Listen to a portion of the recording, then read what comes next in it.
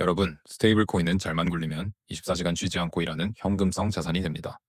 거래소에 넣어둔 스테이블 코인은 그냥 두면 죽은 돈이에요. 이걸 스테이블 코인 파밍이라고 부르는데요. 오늘은 그 수익이 어디서 나오는지, 그리고 왜 어떤 스테이블 코인은 안전해 보여도 위험할 수 있는지 아주 쉽게 정리해 보겠습니다. 은행에서는 내 예금을 은행이 굴립니다. 근데 크립토 세계에서는 내가 직접 내 스테이블 코인을 굴리는 거예요.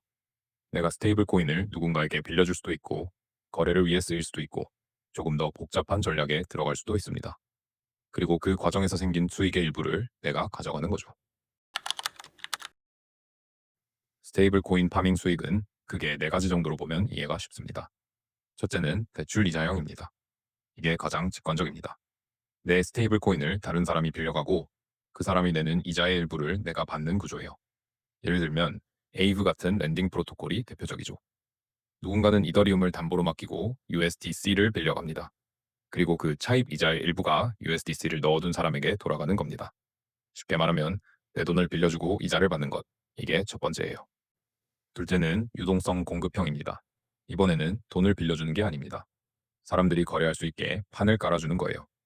예를 들면 Curve 같은 덱스에서는 사용자들이 스테이블 코인을 서로 교환할 수 있도록 미리 자금이 들어있는 유동성 풀이 필요합니다. 유동성 공급자는 그 풀에 USDC나 USDT 같은 스테이블 코인을 예치하고 거래 참가자들은 그 풀을 이용해 코인을 교환합니다. 이때 발생하는 거래 수수료의 일부가 유동성을 공급한 쪽에 돌아가는 구조입니다.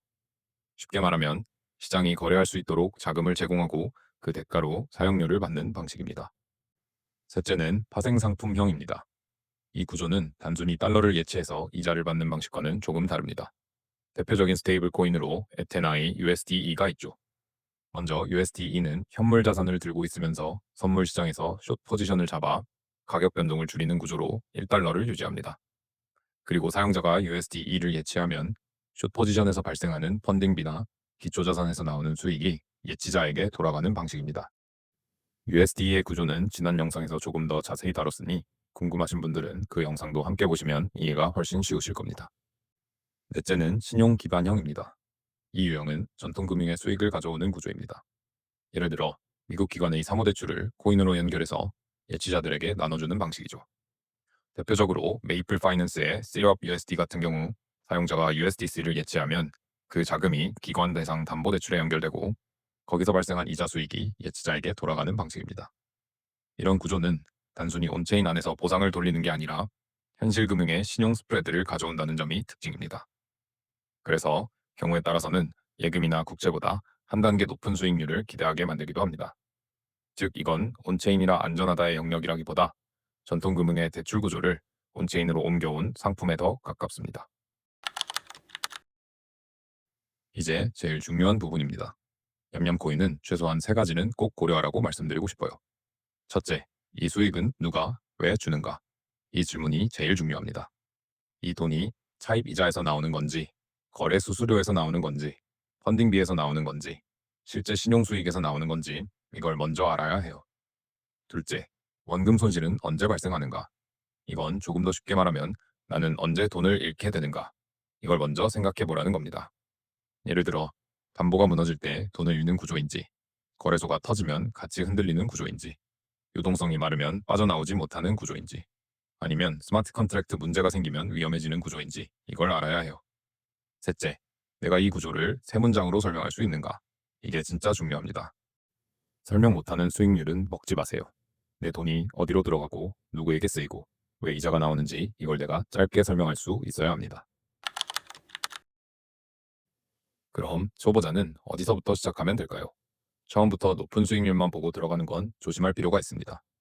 그래서 먼저 파킹형으로 시작하는 게 좋습니다.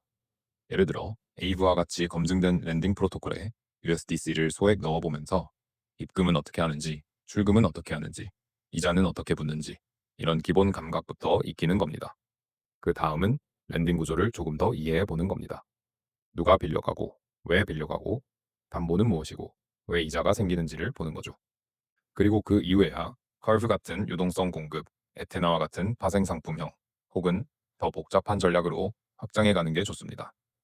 디파이에서는 수익률이 올라갈수록 복잡성도 같이 올라갑니다.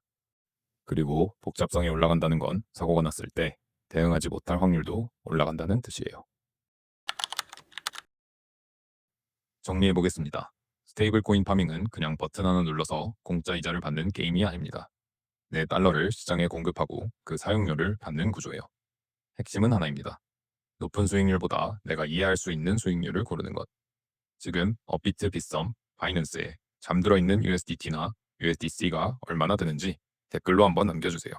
여러분의 달러는 지금 자고 있나요? 아니면 일하고 있나요? 냠냠. 돈 되는 코인 정보만 편식하자. 그게 얌얌 코인입니다. 구독이랑 알림 설정 해두시고요. 텔레그램도 있어요. 링크는 설명란에. 다음 영상에서 봐요.